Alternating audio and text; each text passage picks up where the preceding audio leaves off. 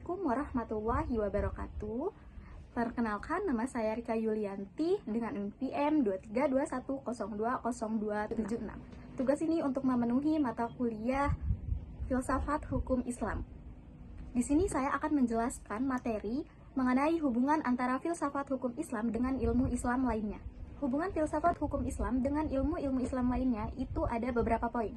Di antaranya yang pertama, yaitu ada tafsir atau ilmu Al-Quran. Hubungan dengan filsafat hukum Islam sangat bergantung pada tafsir karena Al-Quran adalah sumber utama hukum Islam. Yang kedua, hadis atau ilmu hadis. Hubungan dengan filsafat hukum Islam yaitu menggunakan hadis sebagai sumber hukum kedua setelah Al-Quran. Yang ketiga, fikih atau ilmu fikih. Hubungan dengan filsafat hukum Islam. Filsafat hukum Islam dengan fikih memiliki hubungan yang sangat erat. Yang keempat, itu ada ilmu kalam atau teologi Islam. Hubungannya dengan filsafat hukum Islam, ilmu kalam memberikan dasar teologis bagi filsafat. Yang kelima, ada ilmu tasawuf atau sufisme. Hubungannya dengan filsafat hukum Islam, meskipun tasawuf lebih fokus pada aspek spiritual, ia juga memiliki pengaruh dalam filsafat hukum Islam, terutama dalam hal etika dan moralitas. Selanjutnya kita masuk ke poin B, yaitu peran filsafat hukum Islam dalam memberikan pemahaman yang lebih mendalam terhadap hukum syariah. Filsafat hukum Islam memiliki peran yang sangat penting dalam memberikan pemahaman yang lebih mendalam terhadap hukum syariah.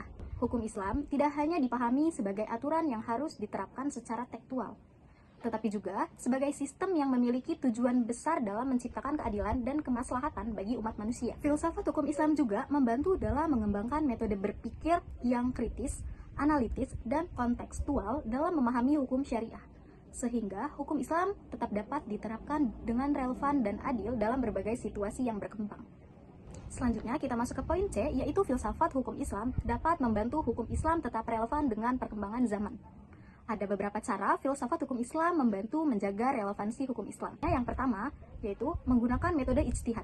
Dengan ijtihad, para ulama dapat merespons isu-isu kontemporer seperti teknologi, ekonomi modern, dan hak asasi manusia sambil tetap berperang pada prinsip-prinsip syariah. Kedua, yaitu memahami maqasid syariah atau tujuan universal hukum Islam. Filsafat hukum Islam menekankan pentingnya memahami maqasid syariah, yaitu tujuan-tujuan universal syariah seperti menjaga agama, jiwa, akal, keturunan, dan juga harta. Tiga, menerapkan prinsip kontekstualisasi filsafat hukum Islam, mengajarkan pentingnya memahami konteks historis dan sosial di balik turunnya suatu hukum. Yang keempat, mengintegrasikan nilai-nilai universal.